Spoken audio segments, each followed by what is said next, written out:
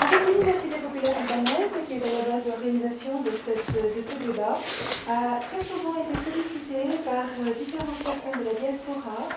Très souvent, nous sommes confrontés à des abus, à des discriminations, à des gens qui ont des problèmes, etc.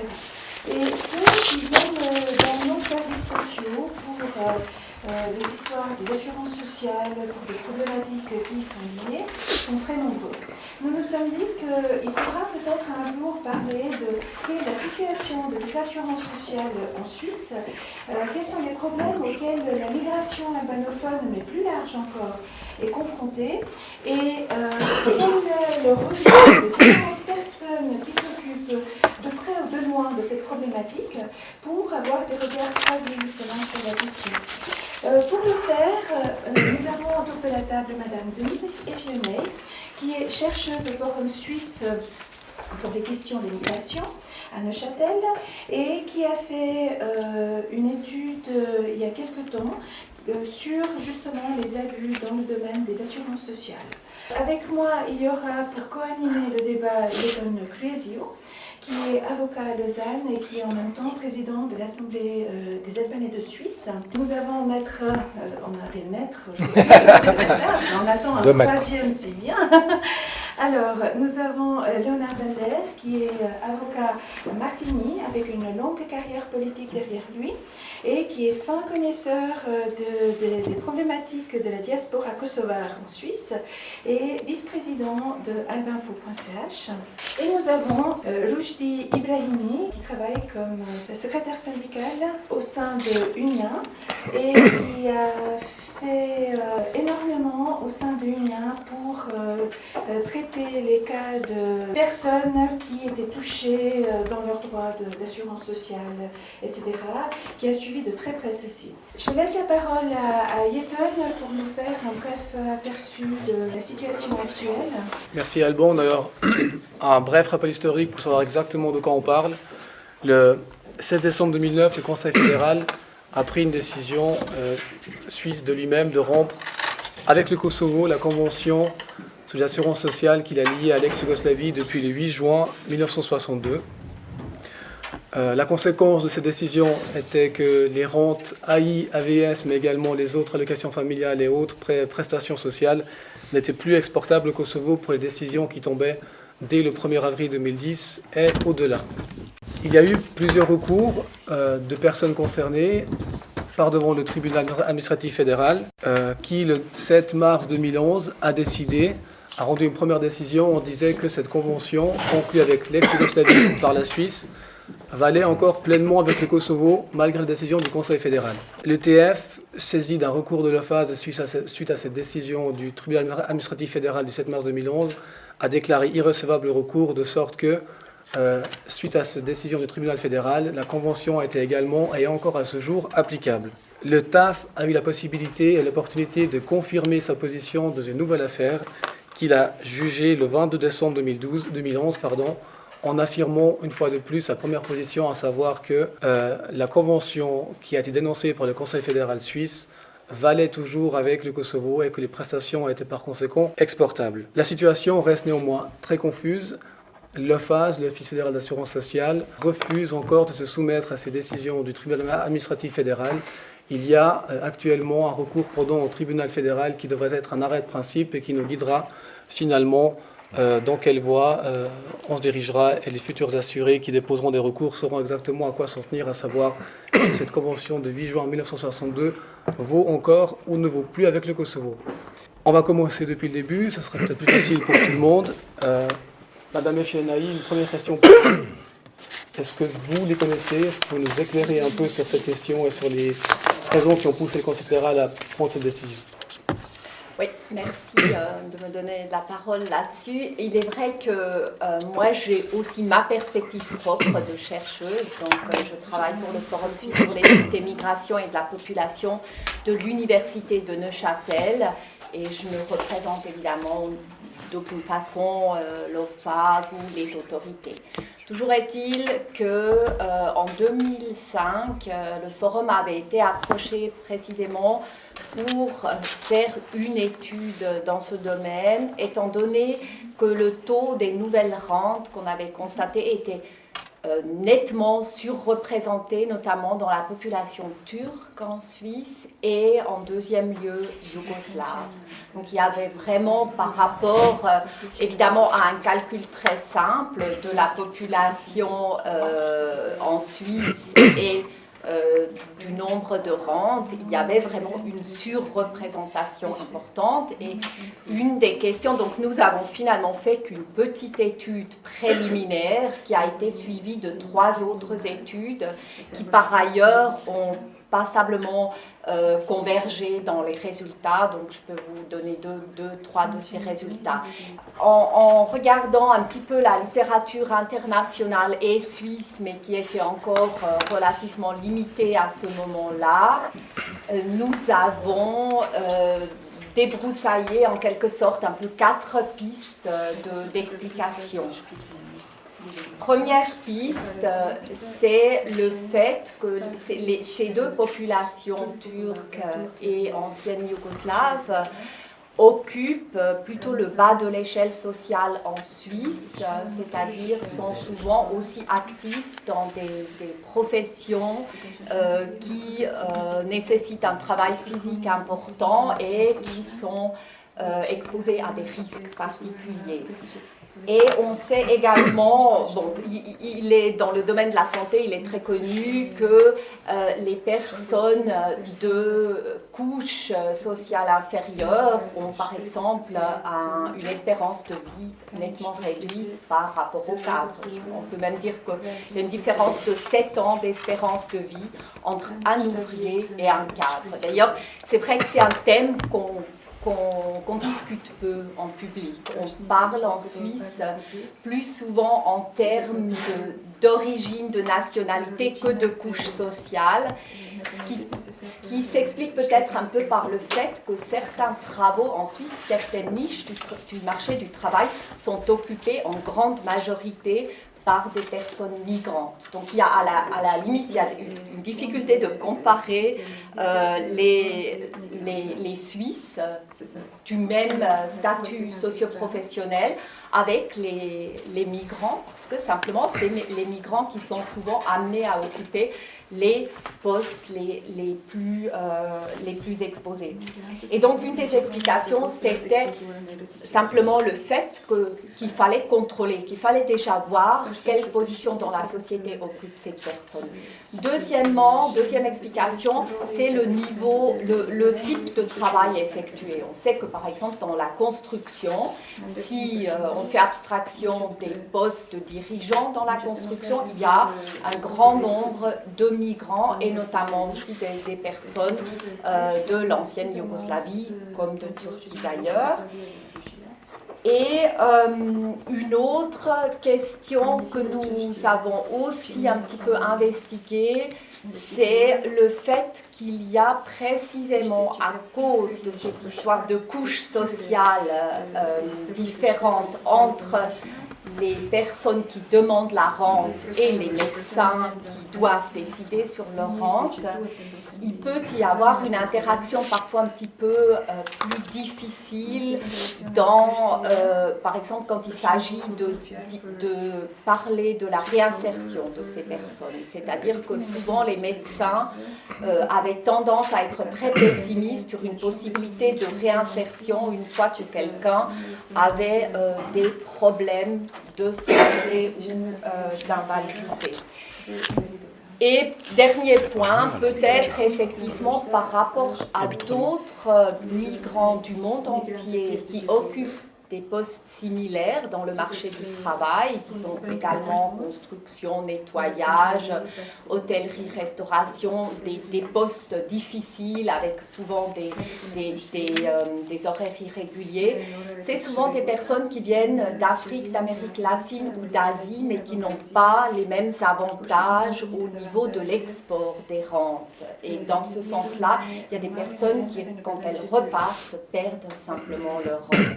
Donc on s'est dit que ça pouvait aussi être un aspect. C'est vrai que la Turquie, et comme ça vient d'être dit, l'ancienne Yougoslavie a un accord avec la Suisse depuis très longtemps, ce qui n'est pas le cas dans la plupart des autres pays extra-européens. Il y a quelques exceptions. Donc voilà un petit peu pour les questions. Finalement, moi je peux vous dire que ayant pas mal travaillé dans le domaine migration et santé, ces résultats, le fait qu'il y ait un taux de nouvelles rentes supérieur dans ces populations-là, me paraissait plutôt logique qu'étonnante. Mais évidemment, encore une fois, si on confronte les chiffres sans regarder ce qu'il y a derrière, ça pouvait paraître étonnant. Nous avons, pour cette table ronde, nous avons sollicité aussi l'OFAS ainsi que le Bureau des assurances sociales de Genève, l'Office des assurances sociales de Genève, et nous avons eu des réponses pas tout à fait négatives, mais en disant qu'ils sont très occupés en ce moment et qu'ils ne peuvent pas être présents ce samedi matin pour la conférence. Je ne fais pas d'interprétation ni de commentaires là-dessus, mais l'effort de notre part a été fait pour les avoir autour de la table afin d'avoir aussi la position officielle.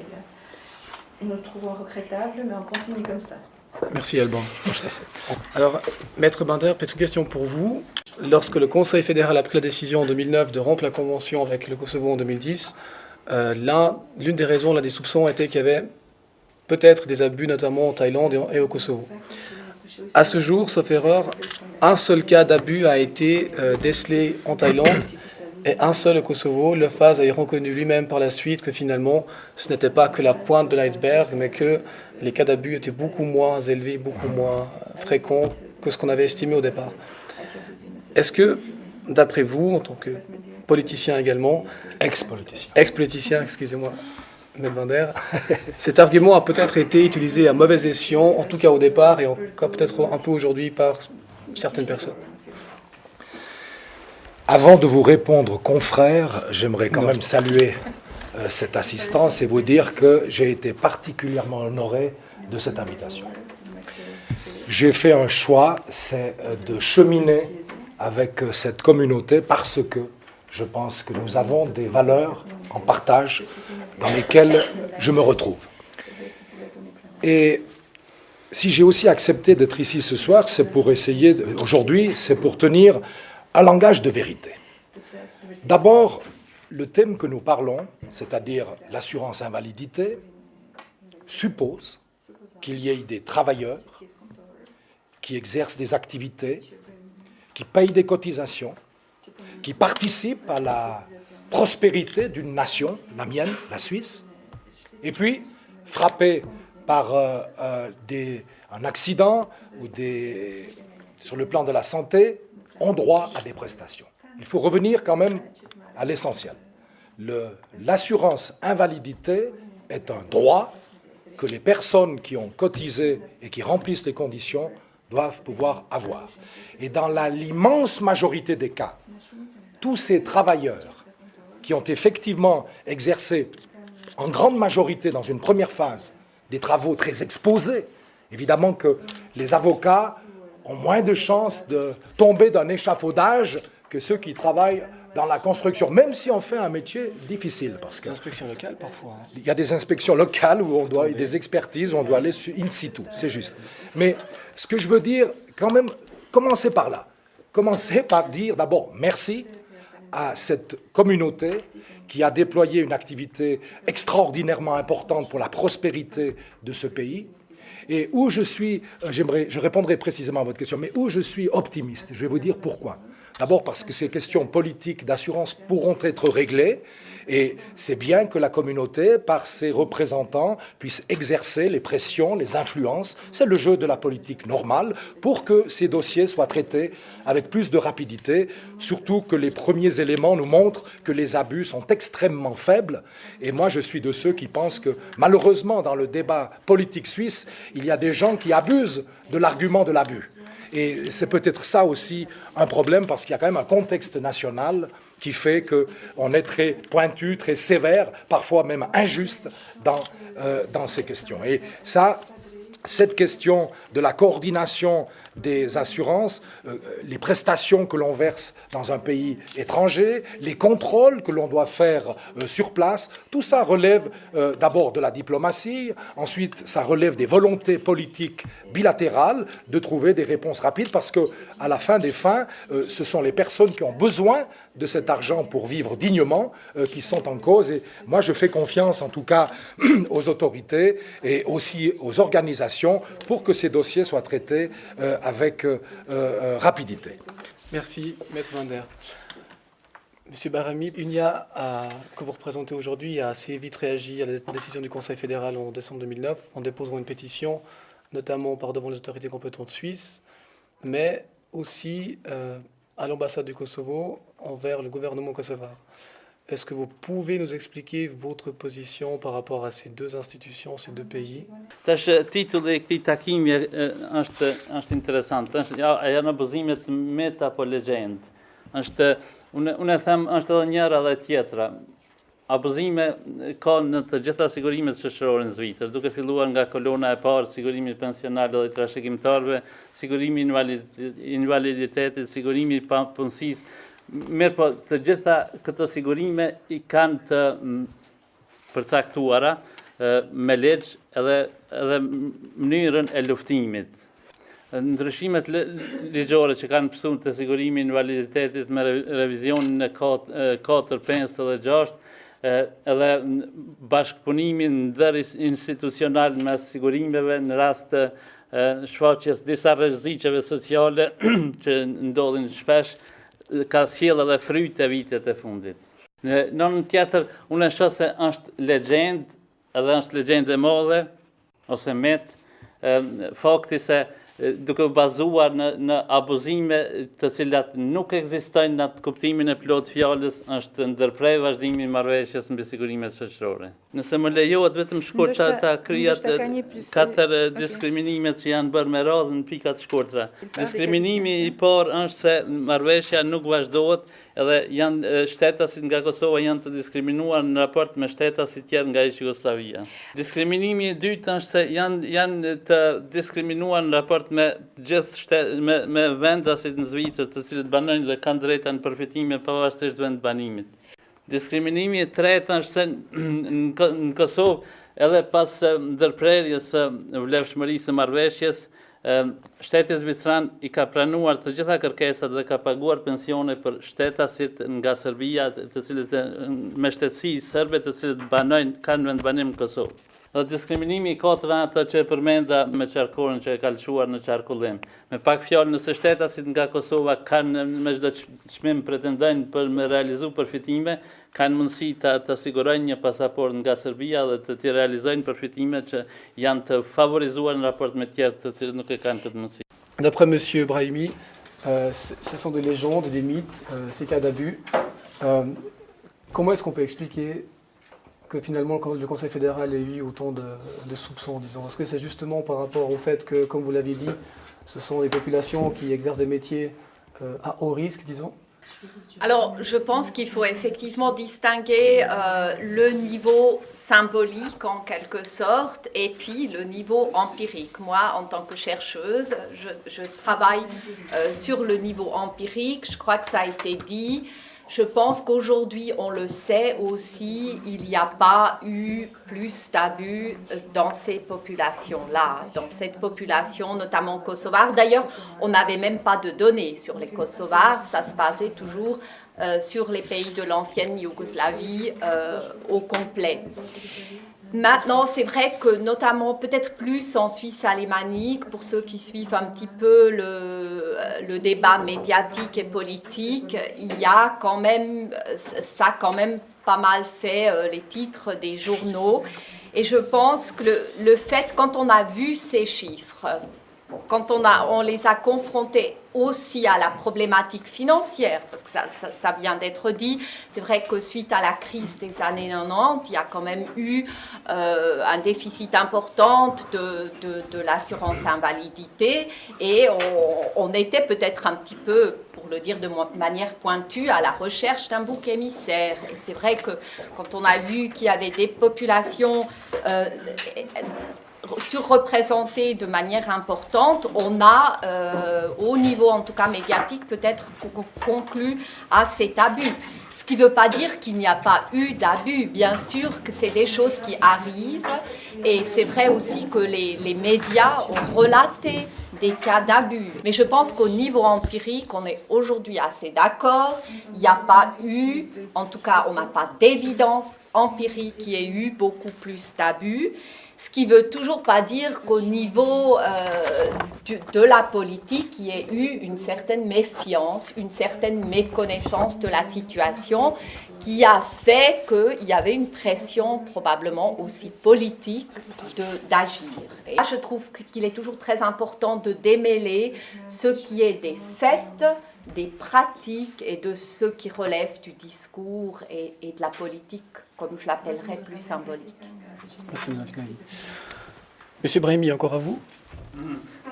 Alors, cette pétition, vous l'avez déposée en 2010, avec quelle revendication, quel résultat? Kërkesa ka qenë për vazhdimin e marrëveshjes. Për vazhdimin e marrëveshjes, sepse marrëveshja ka qenë gjithçka e rregulluar, ka qenë gjithçka e definuar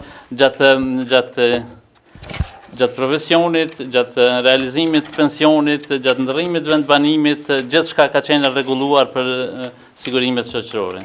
Edhe siç e përmendi jetoni, na duket edhe e përfaqësoj vazhdimsi qëndrimin se qeveria zvicerane nuk e ka peshuar mirë marrjen e vendimit. Edhe ky vendim pason pas shkeljeve procedurale në rrafshin e drejtës ndërkombëtare, edhe pason pas mosmarrveshjeve diplomatike që kanë ndodhur në vjesht edhe në dimër të vitit 2009. Mais vous avez réussi à rétablir un lien, un dialogue, un contact entre les deux gouvernements? Paraprakisht kemi kërkuar nga qeveria e Zvicrës përgjigje për arsyeën e mosvazhdimit të marrëveshjes, edhe kena marrë përgjigjen nga ish ministri i punëve të brendshme Burkhard Didier.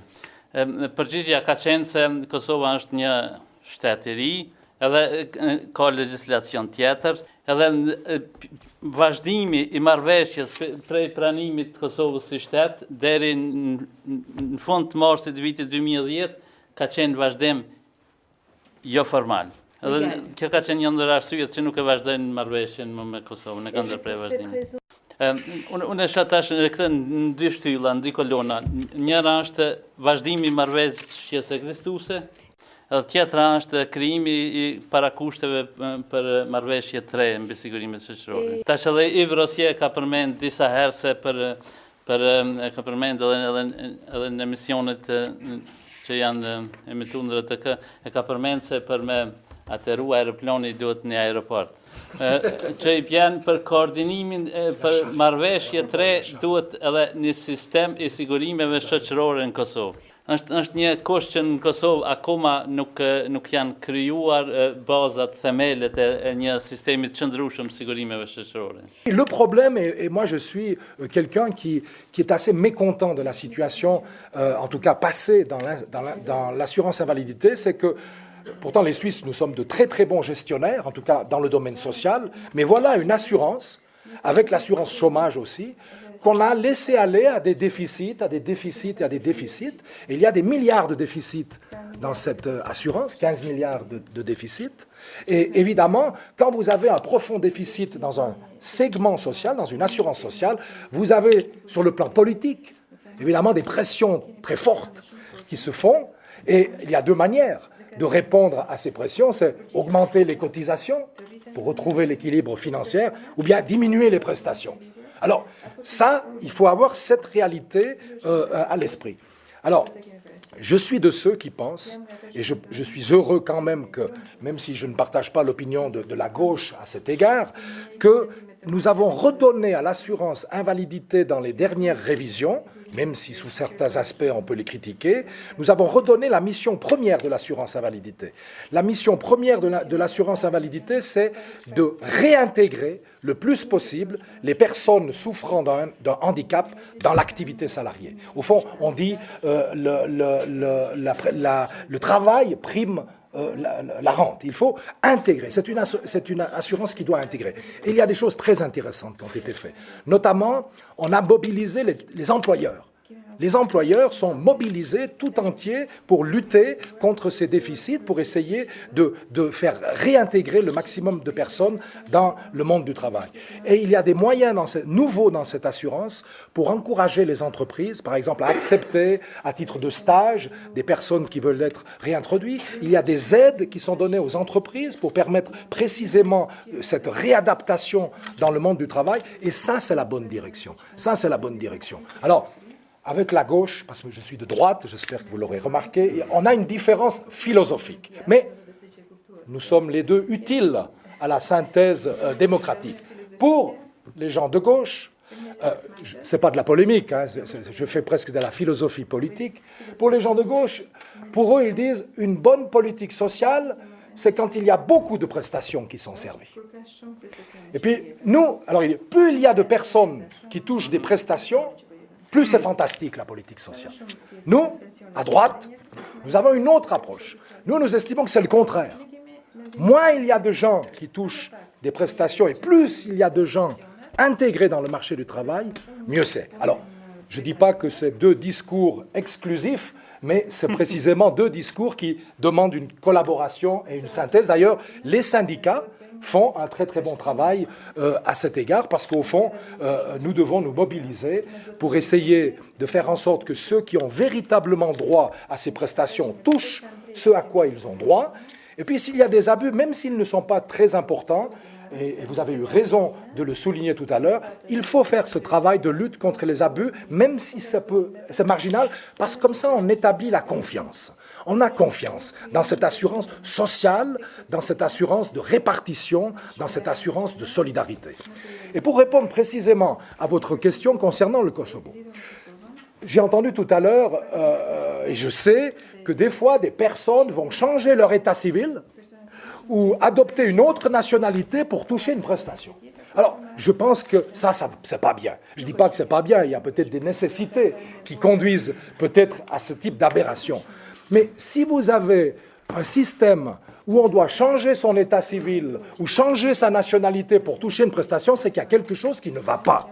Et ce qui ne va pas, et là je suis critique à l'égard des autorités suisses, même de mes propres amis politiques, ça touche, on sait que les abus ne sont pas très importants. Donc ça, c'est déjà la première chose. On l'a découvert en faisant le travail en Suisse, en Thaïlande, pour les Suisses d'ailleurs qui sont en Thaïlande. On sait que les abus ne sont pas très importants, mais qu'il y en a quand même un certain nombre. Alors, au fond, on sait que la situation n'est pas gravissime. Donc on a une obligation aujourd'hui, d'abord de respecter le partenaire Kosovo, qui a des autorités, il y a des élections libres, démocratiques, il y a même des élections qui sont tellement libres que lorsqu'il y a quelques contestations, il y a des tribunaux, il y a même des tribunaux qui peuvent même changer le nom de président, vous voyez, donc c'est la justice, elle fonctionne. Donc moi je ne suis pas d'accord avec cette approche des Suisses d'avoir la suspicion sur les autorités kosovares qui ne feraient pas le travail d'investigation, qui ne seraient pas capables de faire ce travail. Moi j'appelle mes amis suisses et en particulier les amis de mon bord politique à... Maintenant, j'ai l'envie de leur dire, allez, soyons maintenant sérieux, prenons les choses à bras-le-corps et travaillons avec les autorités, par les canaux diplomatiques, à trouver les solutions le plus rapides. Parce que l'idée m'est insupportable de penser que des gens qui ont éreinté leur santé, des gens qui ont travaillé à notre prospérité et qui se retrouveraient maintenant rentrant au Kosovo, privés de prestations alors qu'ils ont cotisé, alors qu'ils ont un droit, cette idée-là m'est insupportable et je pense que les autorités devraient prendre cette question parce qu'il s'agit quand même de la dignité des personnes avec beaucoup plus de force. J'ai confiance, honnêtement, qu'une solution satisfaisante sera trouvée, mais je crois que si je pouvais exercer une toute petite influence, je dirais à la Suisse et aux autorités du Kosovo, allez, accélérez le rythme, vous allez dans la bonne direction, mais allez plus vite, et je crois que tout le monde sera gagnant. Les Suisses, parce qu'ils verront que les abus sont maîtrisés, qu'il y a une volonté commune de ne pas servir des prestations à des gens qui n'auraient pas droit, mais d'un autre côté, il y aurait un effet très positif, c'est que la confiance réciproque serait à nouveau complète, et puis la Suisse, ou les Suisses, et les étrangers de Suisse, et les travailleurs de Suisse, tous ceux qui cotisent, eh bien, seront peut-être mieux à même de financer cette assurance qui est très très importante. Je rappelle, il en va de la dignité des personnes. Je pense que ce débat a quand même eu ceci d'avantage. On a aussi mis à jour un certain nombre de dysfonctionnements du système en soi. Donc ça serait, on s'est rendu compte en fait que s'il y avait peu d'abus délibérés de la part des bénéficiaires, le système avait un certain nombre de problèmes dans son fonctionnement, inefficacité. Et là, je pense qu'on a pu prendre des mesures, on est encore en train de le faire, et ça, je pense que ça, c'est au profit de tous. Notamment, un aspect qui a souvent été mis en avant, c'est qu'on a laissé traîner beaucoup trop longtemps les procédures, ce qui a fait qu'au bout d'une très longue procédure d'investigation, les personnes qui souvent voulaient réintégrer le marché du travail avaient très peu de chances de le faire. D'un autre côté, une question que j'oserais peut-être juste soulever ici, qui ne concerne pas le Kosovo ou l'ancienne Yougoslavie en particulier, c'est que je suis maintenant assez pessimiste sur les accords qui seront signés avec d'autres pays. Donc on peut penser qu'il sera relativement difficile. On a aussi des travailleurs d'autres pays d'Asie, d'Amérique latine et d'Afrique, et je crains qu'il sera difficile pour ces pays-là d'arriver à un accord avec la Suisse, ce qui est aussi problématique pour les travailleurs migrants de ces pays-là. Est-ce que, de manière provisoire, je ne sais pas qui se sont prêts à répondre, vous pensez que ce ne serait pas envisageable de rétablir ou de maintenir, au moins en partie, au moins pour les rentiers AVS qui vivent au Kosovo, la convention qui existe? Me rëndësia është në çështja e nacionalitetit një herë për gjithmonë të zgjidhet definitivisht. Tash deri në fund të vitit 2011 legjislacioni aktual i sigurimit pensional edhe të trashëgimtarëve e ka parapo mundësinë e përfitimit nga pensioni pleqënisë nëse individi që përfiton ka pas vendbanimin ose ka qenë shtetas i një shteti me të cilën Zvicra ka pas marrëveshje mbi sigurimet shoqërore gjatë punës. Kjo i bie se edhe pa marrëveshje mbi sigurimet shoqërore deri në fund të vitit 2011 Zvicra ka bërë shkelje ligjore. Në shkuptim se gjithë shtetasit që kanë pas drejt në bazë të ligjit në pension. Ligje ka parapo mundësinë e pensionimit se gjithë ato shtetas kanë punu në një kohë kur ka pas marrëveshje mbi sigurime shoqërore, kanë qenë shtetas të Jugosllavisë edhe me Jugosllavinë Zvicra ka pas marrëveshje mbi sigurime shoqërore. Duke filluar nga 1 janari vitit 2012 ka ndryshuar legjislacioni edhe tani është vlen shtetësia në momentin e përfitimit. Simplement, comme beaucoup, j'avais l'espoir qu'avec l'arrivée de Berset puis le départ d'Yves Rossier, l'OFAS changeait sa position par rapport au Kosovo. Je trouve que c'est une injustice que les Kosovars ne bénéficient pas de l'application de la convention, de l'ancienne convention avec l'ex-Yougoslavie et bientôt d'une nouvelle convention entre la Suisse et le Kosovo. J'aimerais remercier chaleureusement les invités, Madame Denise Fionnet et Rushdie, et aussi Léonard Wender. J'aimerais surtout remercier Yeton pour avoir modéré ce débat.